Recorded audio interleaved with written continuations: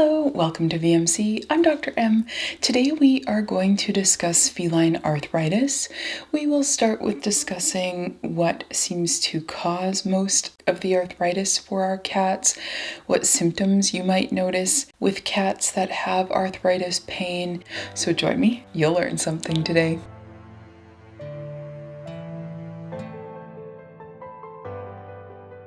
Today's topic is one that I am particularly passionate about.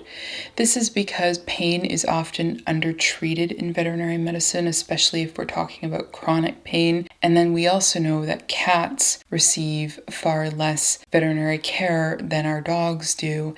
And so they are treated even less well when it comes to pain management, and especially when it comes to chronic pain management. There are many reasons that contribute to this, and we'll delve into those a little bit more later. But for now, let's discuss what arthritis is. So in this video, I am discussing osteoarthritis.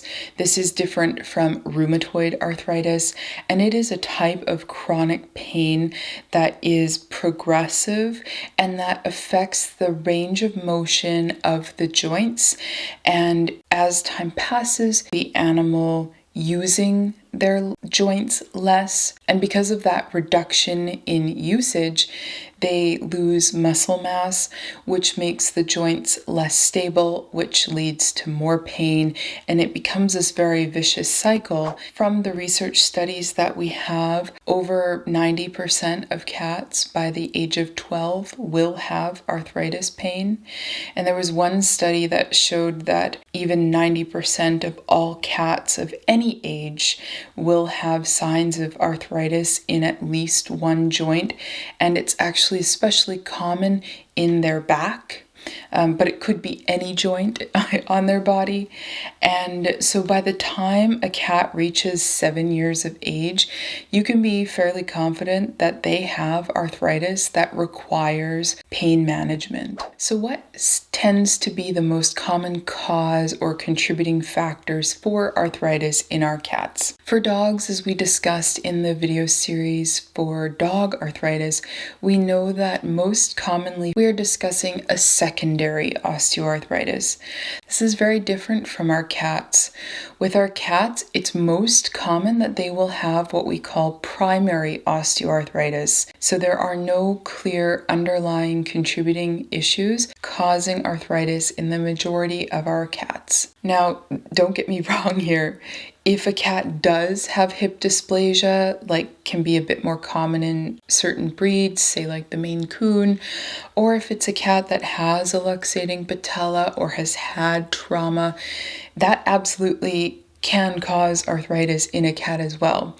It's just that most of our cats won't have any of that in their medical history, and yet they still have arthritis forming in their joints. Most people that have cats will have a domestic short, medium, or long-haired cat. However, there are going to be some people that do get a purebred cat. All the breeds with the folded ear pinna develop osteochondrodysplasia. This leads to a progressive, genetically based osteoarthritis that is absolutely crippling. Arthritis lesions can be seen as young as 7 weeks of age. 7 weeks. They are babies and they already have arthritis. By the time these cat breeds are 6 months, they will likely have significant osteoarthritis formation in their joints. This is a huge welfare concern. We should not be supporting these cats. They are being bred for a lifetime of pain and suffering, and since they live in pain from such a young age, the amount of pain that they are feeling is very often missed. They're commonly described as quiet kittens. What's actually going on is that they're experiencing a significant amount of suffering, and they have been for their entire lives. Chronic pain is a welfare concern for any and all animals of any species. And when we're describing cats in general, they are often harder to catch in order to start treating for a variety of reasons. Let's delve into that now. First, people don't know what to look for. People are on average a bit better at reading dogs, the dog will start to limp. With a cat, because this is most likely to be primary osteoarthritis, it very commonly affects them bilaterally. That means both sides of the body. So they are going to be a lot less likely to limp. This means that people don't pick up on the fact that their cat is having joint pain. Cats also have fewer muscles in their face, and so their expression when they are having pain is more subtle, especially if you don't know what you're looking for, than it is for a dog. People also have a lot of misconceptions about how cats are very independent and how they can be fiery or spicy or grumpy. And all of these descriptors are often cats that are actually in pain and it's not being managed. Compounding all of these issues, our cats sleep and groom and rest for a lot larger a percentage of their day than our dogs do. On average, a cat will sleep about 40% of a 24-hour period, and they will spend an additional 22% of their day resting. They also spend a fairly significant chunk of time grooming each day. And all of this whittles down the time where people might see their cats being active. Fewer people take their cats outside for safari-style walks than they do for dogs. And so they're unlikely to catch when their cat has a reduced ability to exercise. People also assume that when a cat is slowing down, that this is simply old age. And I really want to drive home that old age is not a disease. Our cats do not wake up each day and think, oh, I'm 7 years old, I should act like it. They don't have that perception.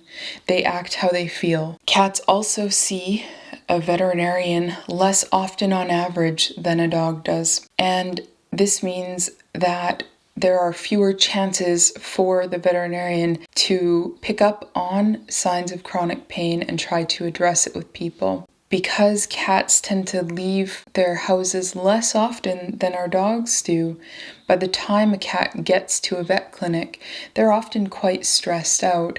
And so they're hunched down, they don't want to move, they don't want to walk around, they're certainly not jumping around places like they would be at home. And so as a veterinarian, I don't really get much of a chance to see how your cat walks, jumps, trots, grooms, etc., because they're just too nervous to do any of those behaviors.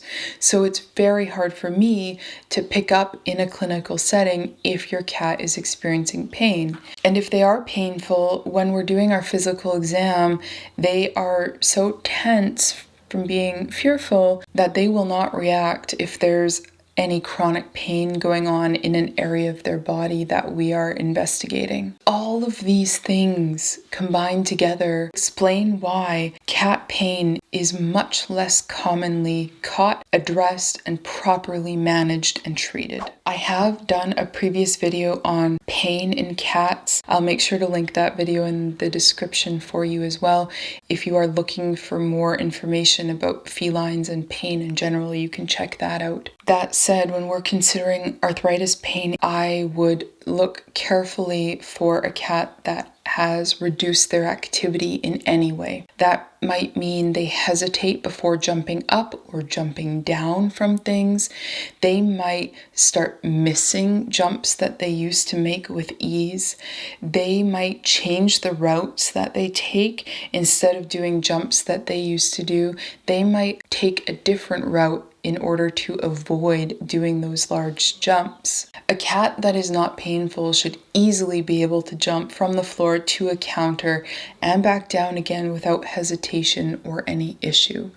Cats that are unable to make jumps of that height are probably dealing with pain. You might also see a change in their grooming habits. If they're dealing with pain, often they'll be grooming less. So you see a rough or an unkept hair coat. It might just even be in one specific area because they're losing some flexibility, so they just can't reach it very well anymore. On the flip side, because cats can't ever be simple, some cats will start to groom areas that are painful a lot more in an attempt to give themselves some comfort. If they are over grooming, you might see a loss of fur. They can even create skin sores. Cats with chronic pain will also tend to sleep more. You might also see a change in appetite. Your cat might become picky or eat less, start to lose muscle mass, start to lose some weight. You might notice your cat starts house soiling. If they end up having to do a flight of stairs to get to a litter box and they're really sore, they're not going to do that flight of stairs anymore. Your cat might stop greeting you like they used to. They might not want to be picked up as much as they used to. They might not want to cuddle with you as much as they used to. Any sort of behavior change like that can be indicative of chronic pain. You might also notice that they're restless during times where they used to sleep soundly. If they're in enough pain that it's disrupting their sleep, people will sometimes start to complain that the cat has started bothering them overnight or vocalizing. There are many other reasons for that as well, so you'll have to work with your veterinarian to rule them in or out. Cats might also hide more, or they could just become a bit grumpy, where you end up warning people to leave your cat alone where they used to really like socializing with people. I know that these are quite subtle changes, and of course they can be caused by a variety of different reasons, but ruling chronic pain in or out is a crucial part of the diagnostic process here. So the next question becomes, how do we diagnose this? Well, by the time osteoarthritis shows up on x-rays, it is already quite advanced as far as the disease process goes. The appearance of the joints on x-ray does not correlate well with the pain that the cat may or may not be feeling. X-rays can look completely normal and the cat can still be experiencing a significant amount of pain. Doing a physical exam, often a senior blood work panel to rule out a bunch of issues that can cause similar symptoms, maybe checking some x-rays, maybe seeing an orthopedic specialist. Sometimes we might end up needing to do some advanced imaging like a CT or MRI to check for other issues that could be causing pain, like a disc problem in a back or more subtle signs of disease that just don't show up well on x-rays. But if you've been through all of that, the next step that many veterinarians miss doing is a trial of pain medication. This is so important. I cannot stress this enough.